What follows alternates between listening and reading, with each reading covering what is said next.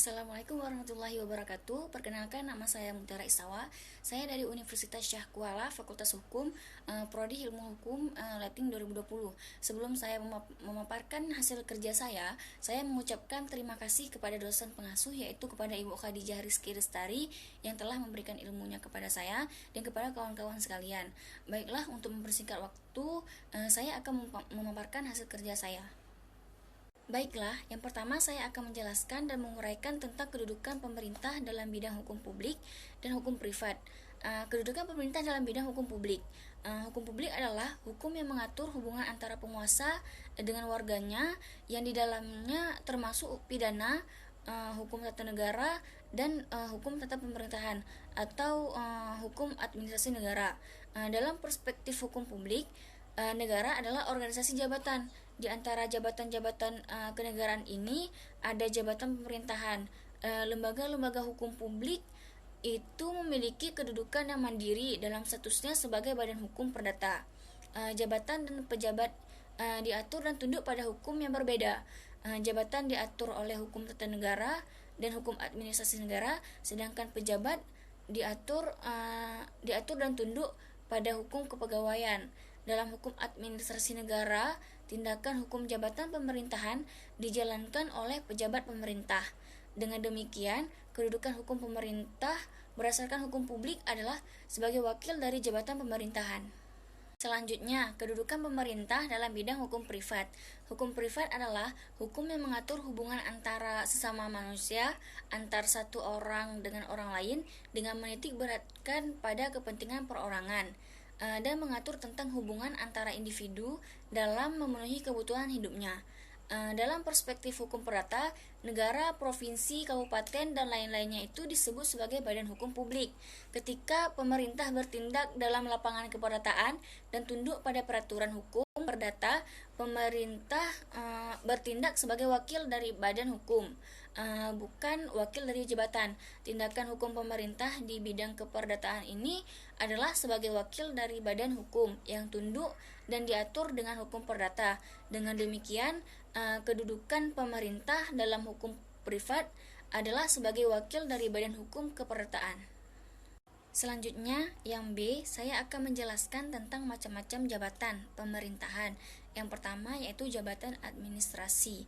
Jabatan administrasi adalah sekelompok jabatan yang berisi fungsi dan tugas berkaitan dengan pelayanan publik serta administrasi pemerintahan dan pembangunan.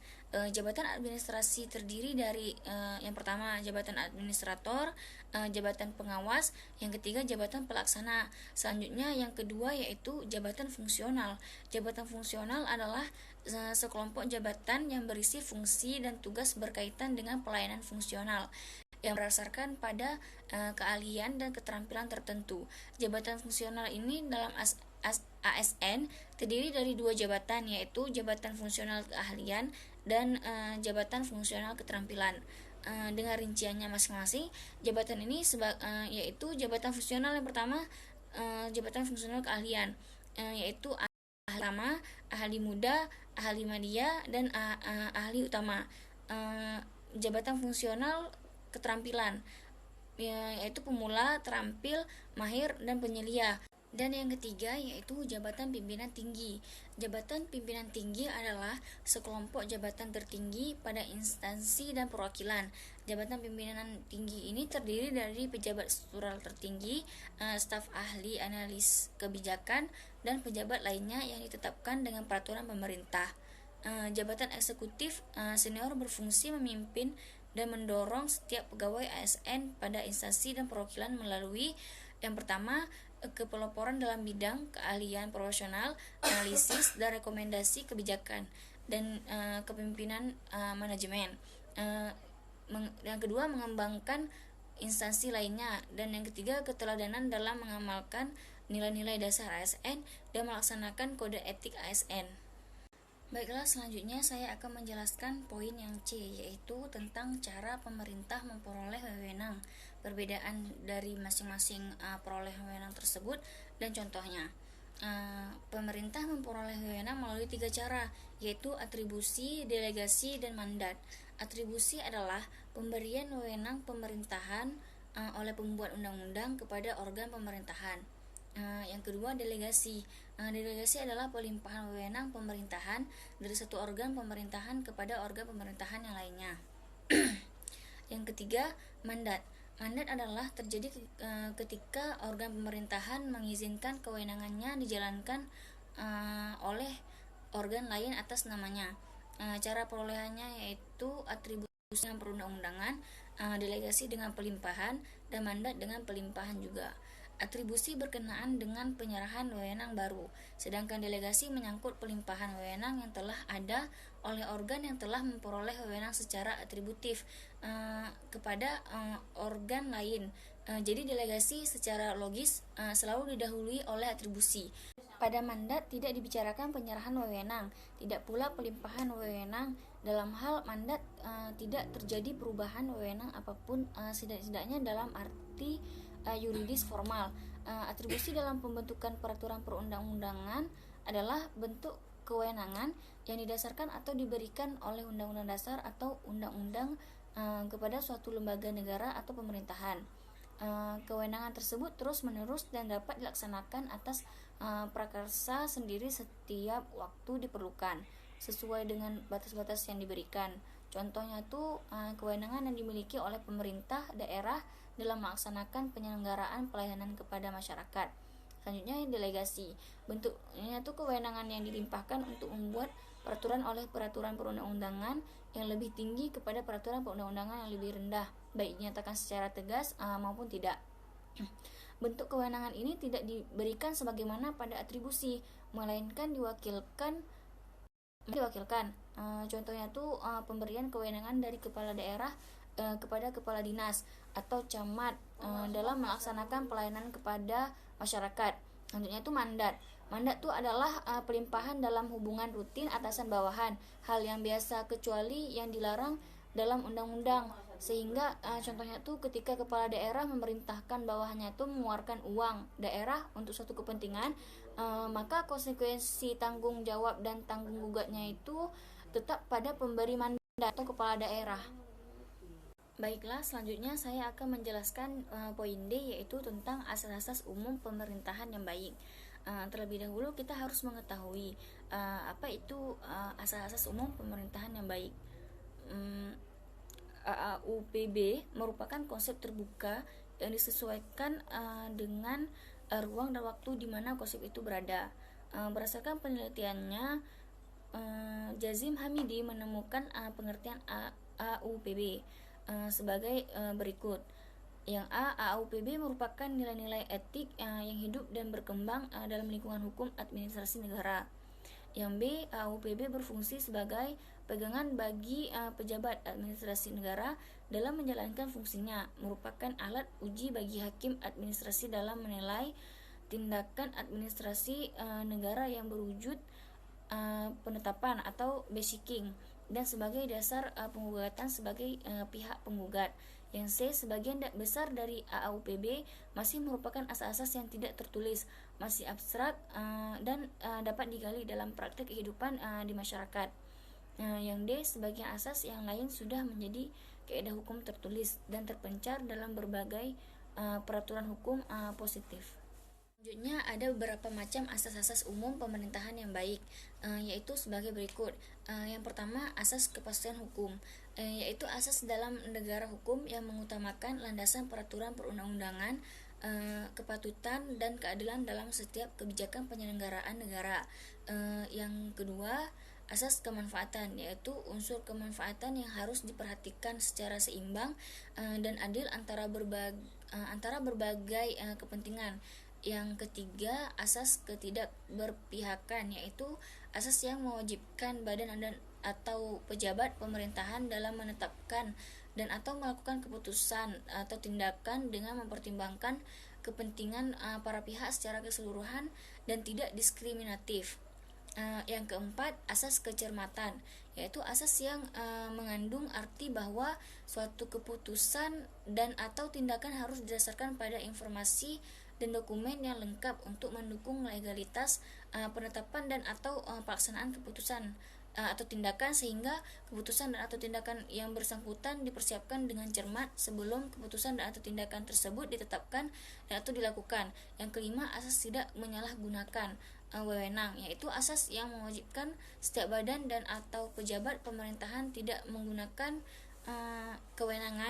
kewenangannya untuk kepentingan pribadi atau kepentingan yang lain, dan tidak sesuai dengan tujuan pemberian kewenangan tersebut, tidak melampaui, tidak menyalahgunakan, dan tidak mencampur adukkan kewenangannya.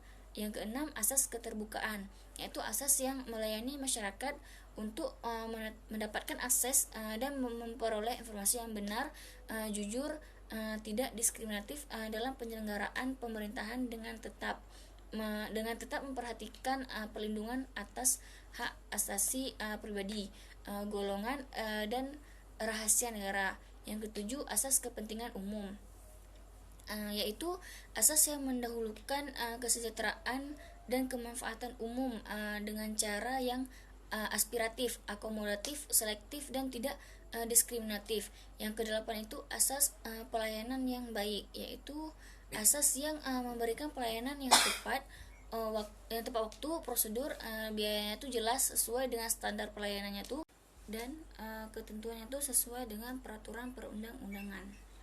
Selanjutnya saya akan menjelaskan poin E, yaitu tentang tindakan pemerintah beserta pembagiannya. Istilah tindakan atau perbuatan ini, perbuatan pemerintahan itu sendiri terambil dari kata tindak atau berbuat. Dalam Kamus Besar Bahasa Indonesia, kata tindakan atau perbuatan ini dimaksudkan sebagai suatu bentuk perilaku, kegiatan yang oleh seseorang atau badan yang membawa pada akibat tertentu. Pemerintah atau administrasi negara adalah sebagai subjek hukum, sebagai pendukung hak dan kewajiban. Sebagai subjek hukum, pemerintah melakukan berbagai tindakan, baik tindakan nyata maupun tindakan hukum. Tindakan pemerintah adalah setiap tindakan atau perbuatan yang dilakukan oleh alat perlengkapan pemerintahan dalam menjalankan fungsi pemerintahan. Pembagian tindakan pemerintahan ini yaitu sebagai berikut. Tindakan berdasarkan fakta. Tindakan berdasarkan fakta ini adalah tindakan-tindakan yang tidak ada relevansinya dengan hukum dan oleh karenanya tidak menimbulkan akibat-akibat hukum. Menurut Kunjoro Probopranoto, tindakan berdasarkan fakta ini tidak relevan karena tidak mempunyai hubungan langsung dengan kewenangannya. Tindakan berdasarkan fakta yang dilakukan oleh pemerintah, misalnya tindakan meresmikan gedung-gedung monumen dan menyelenggarakan upacara-upacara serta kegiatan lainnya yang tidak menimbulkan akibat hukum. Yang kedua, tindakan berdasarkan hukum. Menurut Huisman, tindakan hukum adalah tindakan-tindakan yang berdasarkan sifatnya menimbulkan akibat hukum tertentu. Tindakan berdasarkan hukum dari pemerintah berarti tindakan yang dilakukan oleh pemerintah yang menimbulkan akibat hukum tertentu berupa hak dan kewajiban, seperti tercipta atau hapusnya hak dan kewajiban tertentu. Tindakan pemerintah secara hukum dibagi menjadi dua macam, yaitu yang pertama tindakan pemerintah hukum publik, yaitu tindakan pemerintahan secara hukum yang didasarkan pada ketentuan hukum publik. Hubungan hukum publik bersifat subordinatif.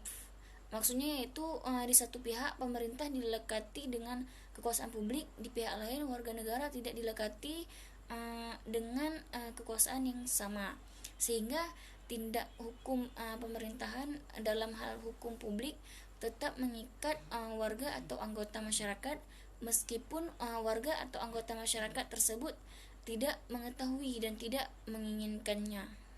Tindakan pemerintah hukum publik ada dua. Tindakan hukum publik yang bersegi satu. Beberapa sarjana seperti S.C. Benga hanya mengakui adanya perbuatan hukum publik yang bersegi satu. Artinya hukum publik itu lebih merupakan kehendak satu pihak saja, yaitu pemerintah. Menurut mereka tidak ada perbuatan hukum publik yang bersegi dua, tidak ada perjanjian misalnya yang diatur oleh hukum publik.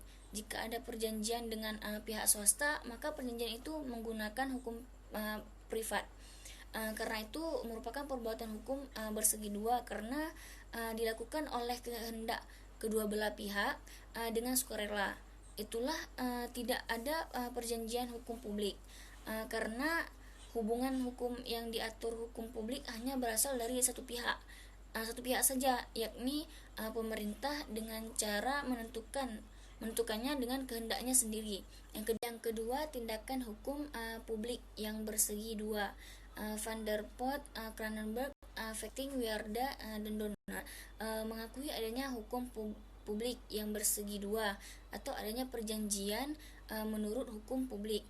Mereka memberi contoh dengan adanya perjanjian kerja jangka pendek yang diadakan oleh seorang swasta sebagai pekerja dengan pihak pemerintah sebagai pihak yang memberi pekerjaan. Macam-macam tindakan hukum publik bersegi satu ini yang dilakukan oleh pemerintah, yaitu ketetapan atau keputusan, peraturan kebijaksanaan, dan keputusan. Yang kedua, tindakan pemerintahan hukum privat, yaitu tindakan pemerintahan secara hukum yang didasarkan pada ketentuan hukum keperdataan.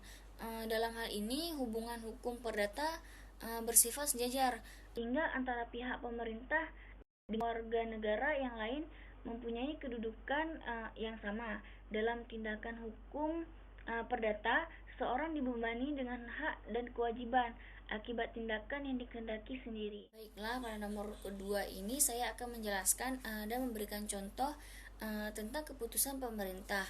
Istilah keputusan atau ketetapan digunakan untuk menyebut hasil kegiatan penetapan atau pengambilan keputusan administratif berdasarkan ketentuan pasal 1 angka 9 Undang-Undang nomor 51 tahun 2009 tentang perubahan kedua atas Undang-Undang nomor 5 tahun 1986 tentang Peradilan Tata Usaha Negara, menyatakan bahwa keputusan tata usaha negara adalah suatu penetapan tertulis yang dikeluarkan oleh badan atau pejabat tata usaha negara yang berisi tindakan hukum tata usaha negara yang berdasarkan peraturan perundang-undangan yang berlaku, yang bersifat konkret, individual, dan final, yang menimbulkan akibat hukum bagi seseorang atau badan hukum perdata.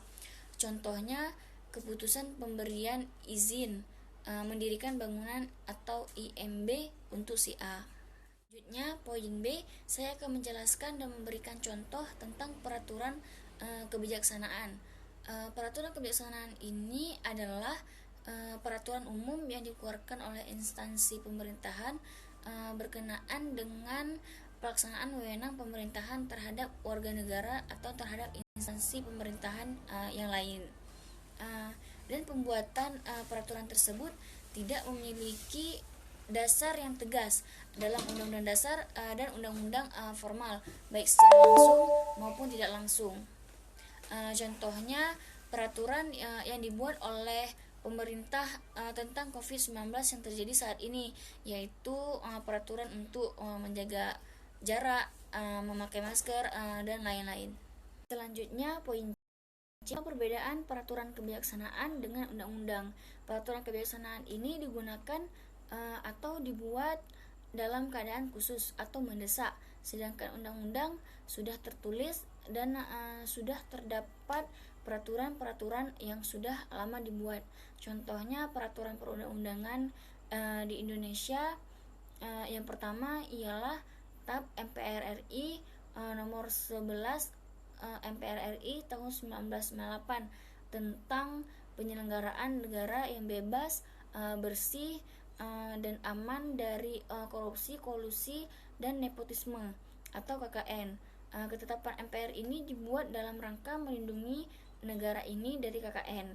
Contoh dari peraturan kebijaksanaan yaitu peraturan yang dibuat oleh pemerintah tentang COVID-19 yang terjadi saat ini, yaitu peraturan untuk menjaga jarak, memakai masker, dan lain-lain. Masih di nomor 2, sekarang saya akan menjelaskan poin D tentang pengertian syarat sah dan macam-macam pengelompokan ketetapan pemerintah.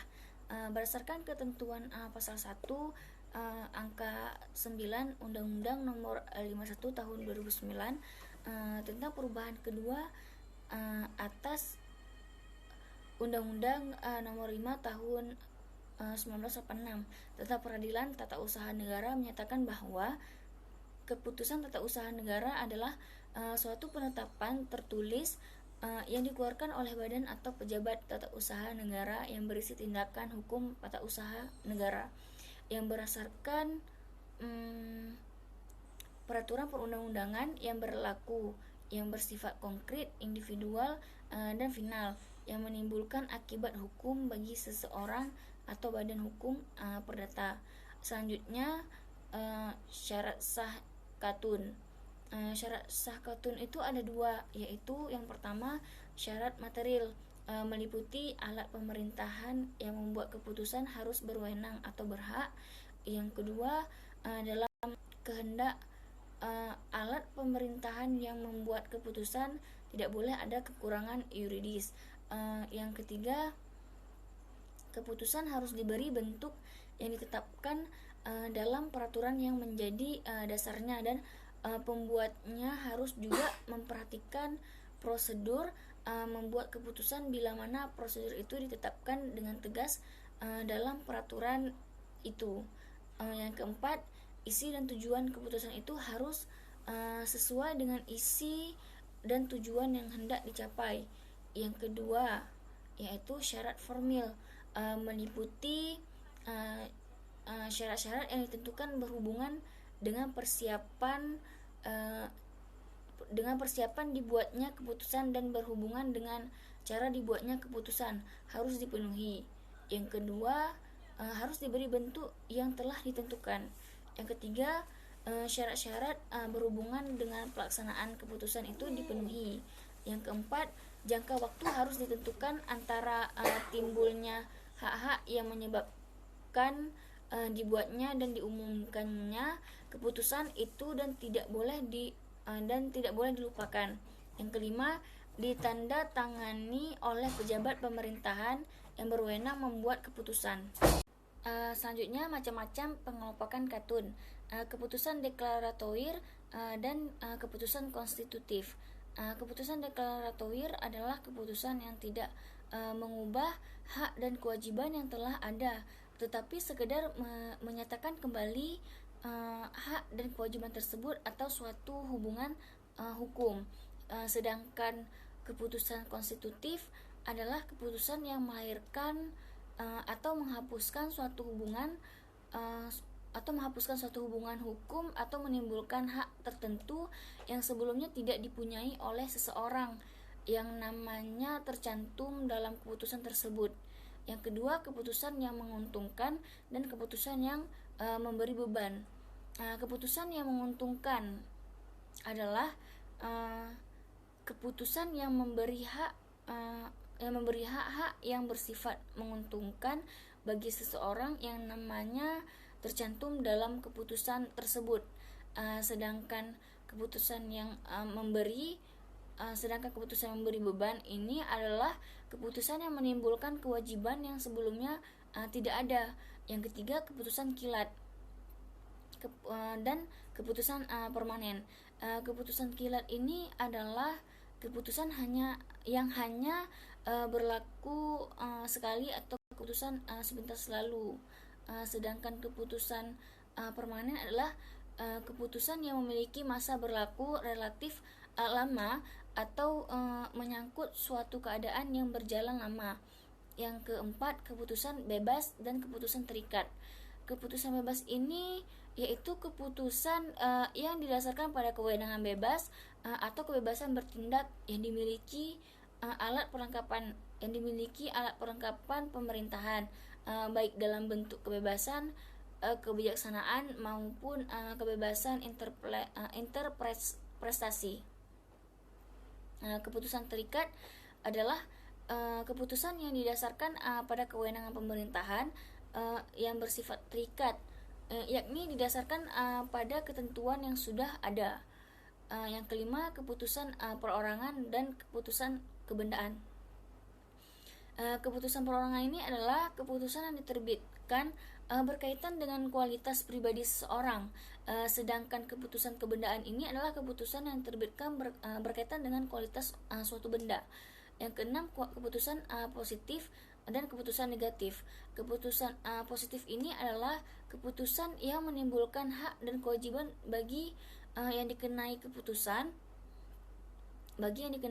tersebut, yakni berupa pernyataan menerima atau mengabulkan permohonan.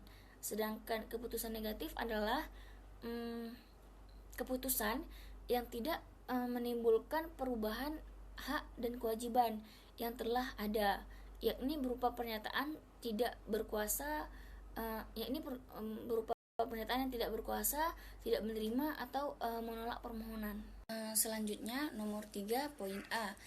Saya akan menjelaskan tentang macam-macam sanksi dalam hukum. Sanksi hukum merupakan hukuman yang diberikan pada seseorang yang melakukan pelanggaran hukum. Ini adalah bentuk perwujudan yang jelas dari kekuasaan negara dalam menjalankan kewajibannya dan memaksakan ditaatinya suatu hukum. Ada 3 sanksi yang dikenal, yaitu yang pertama sanksi pidana. Sanksi pidana ini yaitu sanksi yang bersifat nestapa yang diancamkan atau dikenakan terhadap pelaku perbuatan pidana atau tindak pidana yang dapat mengganggu atau membahayakan kepentingan umum atau membahayakan kepentingan hukum. Sanksi hukum pidana ini diatur dalam pasal 10 KUHP Kitab Undang-Undang Hukum Pidana. Yang kedua sanksi perdata, yaitu sanksi yang diterapkan kepada seseorang yang telah melanggar ketentuan hukum yang telah dibuatnya dalam suatu perikatan. Sanksi perdata diberikan dalam bentuk ganti rugi dan denda. Yang ketiga, sanksi administrasi. Sanksi administrasi ini yaitu sanksi yang diberikan untuk pelanggaran terhadap administrasi ataupun undang-undang yang bersifat administratif. Saya akan menjelaskan poin B tentang penyebab dijatuhkannya sanksi administrasi. Penyebab dijatuhkannya sanksi administrasi ini ada 3, yaitu yang pertama sanksi administratif.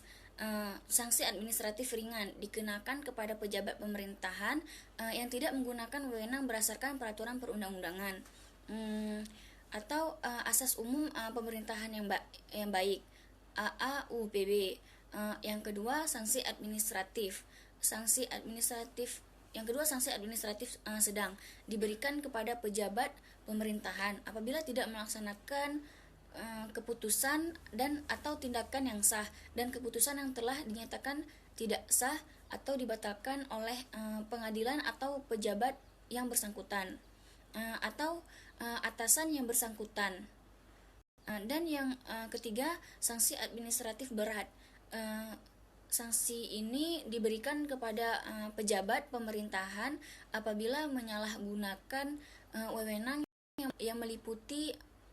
yang melampaui wewenangnya, mencampur adukkan wewenang dan atau bertindak sewenang-wenang. Selanjutnya masih di nomor 3 poin C, saya akan menjelaskan tentang siapa pejabat yang berwenang menjatuhkan sanksi. Dalam hal pelanggaran administrasi yang dilakukan oleh pejabat daerah, maka pejabat yang berwenang mengenakan sanksi administrasi ini yaitu kepala daerah. Pejabat yang berwenang mengenakan sanksi administrasi tidak mengenakan sanksi administrasi kepada pejabat pemerintahan yang melakukan pelanggaran, maka pejabat yang berwenang tersebut dikenakan sanksi administrasi oleh atasannya. Selanjutnya, upaya perlawanan yang dapat dilakukan masyarakat yang merasa dirugikan atas penjatuhan sanksi administrasi. Warga masyarakat yang dirugikan terhadap keputusan dan atau tindakan dapat mengajukan upaya administratif kepada pejabat pemerintahan atau atasan pejabat yang menetapkan dan atau melakukan keputusan atau tindakan. Upaya administratif ini sebagaimana dimaksud dalam ayat 1 pasal 75 Undang-Undang Nomor 30 tahun 2014, yaitu yang pertama keberatan. Apabila diselesaikan instansi atau pejabat yang mengeluarkan keputusan tata usaha negara tersebut maka penyelesaian tersebut disebut dengan keberatan. Yang kedua, banding. Nah, banding adalah salah satu jenis upaya hukum bagi terpidana atau jaksa penuntut umum untuk meminta pada pengadilan yang lebih tinggi agar melakukan pemeriksaan ulang atas putusan pengadilan negeri, karena dianggap putusan tersebut jauh dari keadilan atau karena adanya kesalahan-kesalahan di dalam pengadilan, kesalahan-kesalahan di dalam pengambilan keputusan. Apabila diselesaikan oleh instansi atasan pejabat yang menerbitkan keputusan tata usaha negara tersebut atau instansi yang lainnya dari badan atau pejabat tata usaha negara yang menerbitkan keputusan tata usaha negara, maka penyelesaian tersebut disebut dengan banding administratif. Sekarang saya akan menjelaskan nomor 4, poin A tentang pemerintah dalam arti sempit dan luas. Pemerintah ini memiliki arti sempit dan luas. Dalam arti luasnya itu yaitu yang mencakup semua alat kelengkapan negara yang pada pokoknya terdiri dari cabang-cabang kekuasaan, yang terdiri dari cabang-cabang kekuasaan eksekutif, legislatif, dan yudikatif, atau alat-alat kelengkapan negara lain yang bertindak untuk dan atas negara, dan untuk atau atas nama negara. Dalam arti sempit itu adalah organ atau alat perlengkapan negara yang diserahi tugas pemerintahan atau melaksanakan undang-undang. Tadi saya sudah menjelaskan apa itu pemerintah. Sekarang saya akan menjelaskan fungsi dari pemerintahan itu sendiri. Ada 4 fungsi utama pemerintah, mengacu pada definisi pemerintah yang dijelaskan di atas. Fungsi pemerintah itu adalah sebagai berikut. Yang pertama, fungsi layanan. Layanan pemerintah umumnya mencakup layanan publik dan layanan publik yang mempromosikan kesetaraan. Beberapa layanan yang disediakan oleh pemerintah pusat termasuk hubungan eksternal, keadilan, agama, pertahanan, dan masalah keamanan. Yang kedua, fungsi pemberdayaan. Fungsi pemberdayaan ini dimaksudkan untuk mendukung otonomi daerah sehingga setiap daerah dapat mengelola sumber dayanya secara optimal. Untuk mencapai tujuan ini, pemerintah daerah harus meningkatkan partisipasi masyarakat dan sektor swasta dalam pembangunan dan pemerintahan. Yang ketiga, fungsi pengaturan. Dalam hal ini, pemerintah, baik pemerintah pusat dan pemerintah daerah, memiliki tugas untuk membuat undang-undang dan peraturan yang mengatur hubungan manusia dalam masyarakat untuk membuat hidup lebih harmonis dan dinamis. Yang ketiga, fungsi pengembangan. Pemerintah pun bertindak sebagai alat perkembangan, baik di pusat atau di daerah. Perkembangan yang dimaksud di sini adalah pengembangan infrastruktur serta pengembangan mental dan spiritual warga. Selanjutnya, poin C. Saya akan menjelaskan apa itu pejabat publik dan pembagian pejabat publik itu sendiri. Pejabat publik adalah orang yang ditunjuk dan diberi tugas untuk menduduki posisi atau jabatan tertentu pada badan publik. Rian Nugroho menyebutkan bahwa pejabat publik dapat dikelompokkan menjadi 2. Di dalamnya termasuk pejabat negara dan pejabat administratif.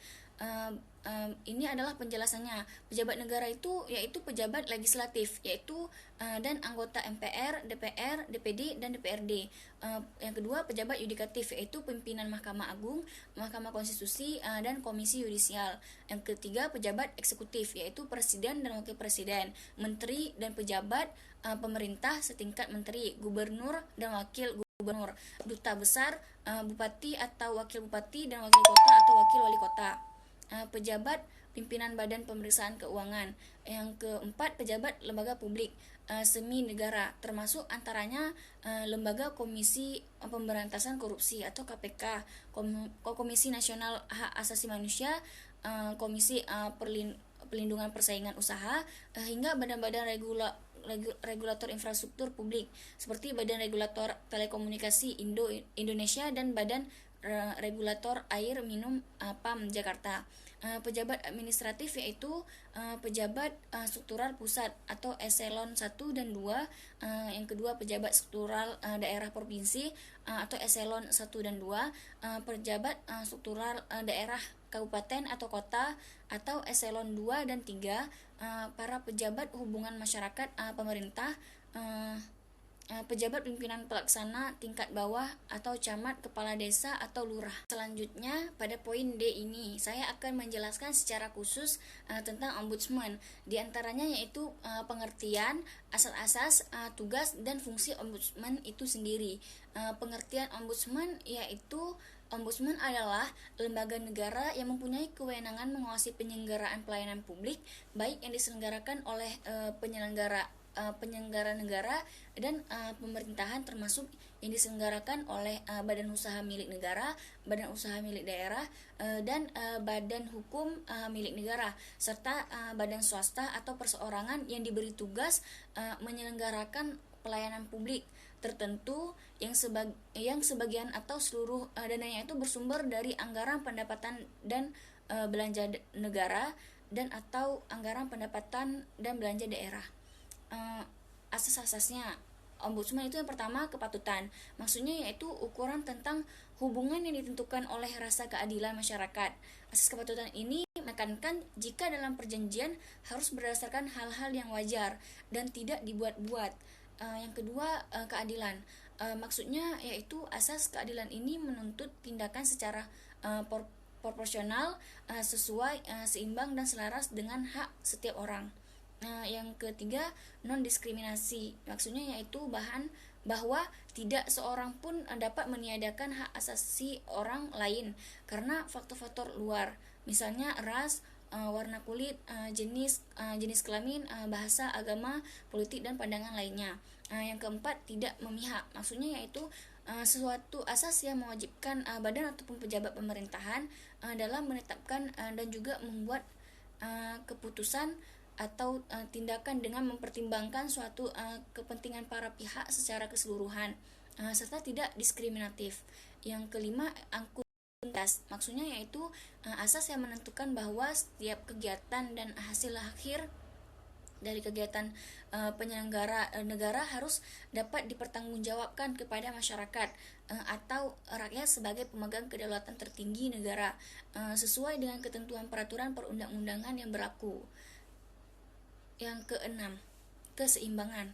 Maksudnya yaitu asas ini menghendaki adanya keseimbangan antara hukuman jabatan dan kelalaian atau kealpaan seorang pegawai.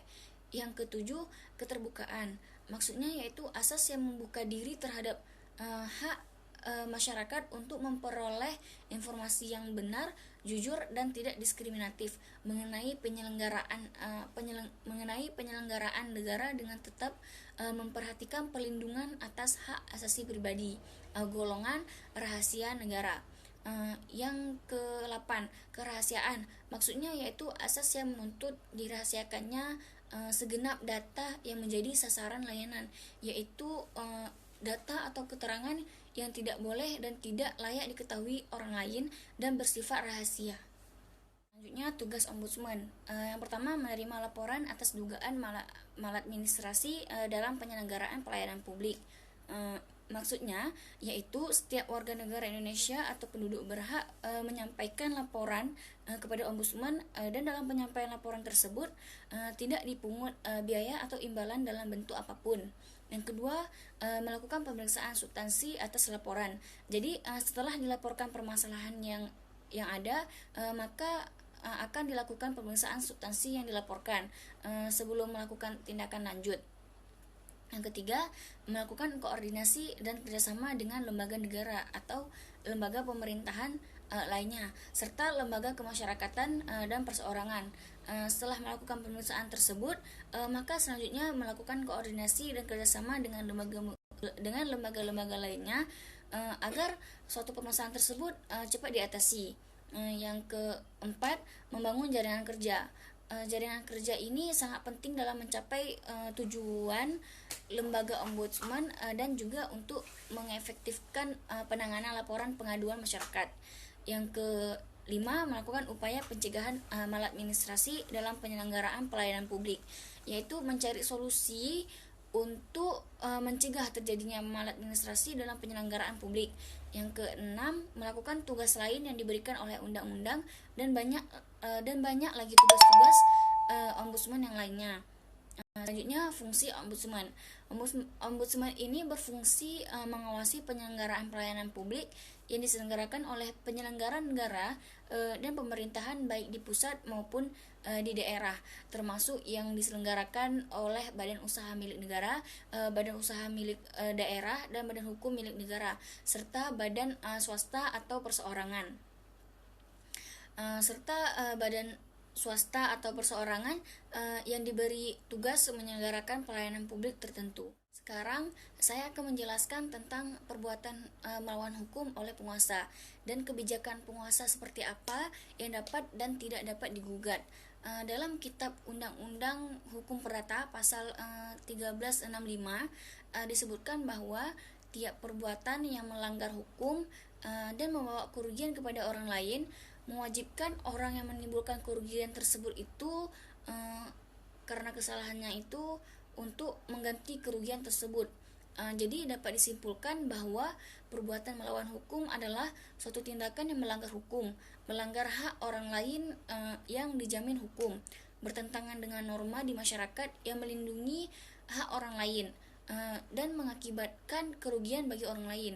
Berdasarkan pasal yang saya sebutkan tadi, setidaknya ada 5 unsur yang harus dipenuhi. Yang pertama, adanya perbuatan.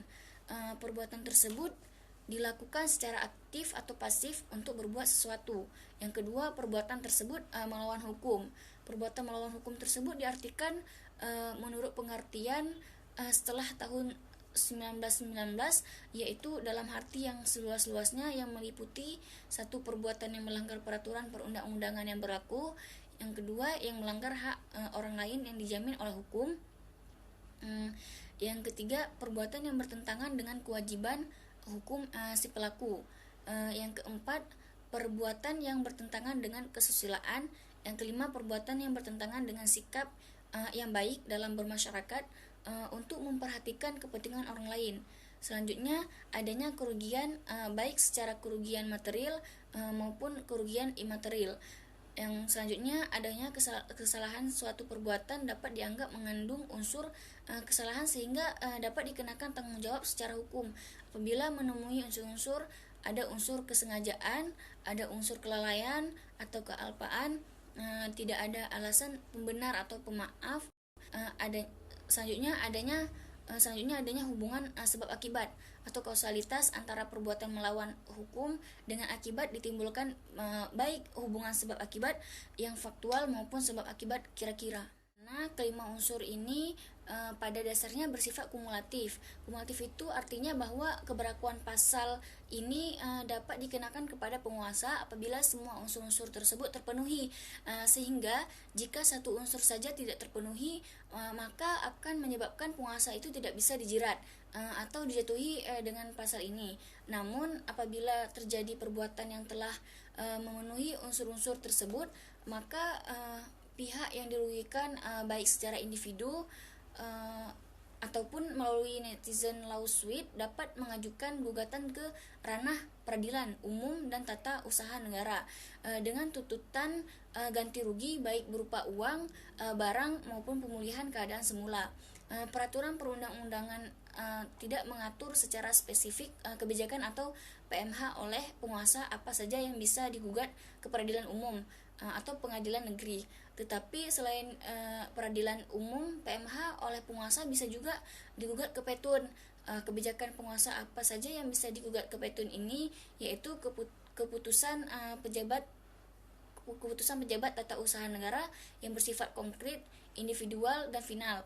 Bersifat konkret ini ya diartikan bahwa objek yang diputuskan dalam keputusan itu tidak abstrak, tetapi berwujud tertentu atau dapat ditentukan. Bersifat individual artinya bahwa tata usaha negara ini tentu baik alamat maupun yang dituju. Kalau yang dituju itu lebih dari satu orang, maka tiap-tiap individu harus dicantumkan namanya. dalam keputusan tersebut. Yang selanjutnya bersifat final, artinya itu keputusan tersebut sudah definitif, keputusan yang tidak lagi memerlukan persetujuan dari instansi atasan atau instansi lainnya. Karenanya keputusan ini dapat menimbulkan akibat hukum.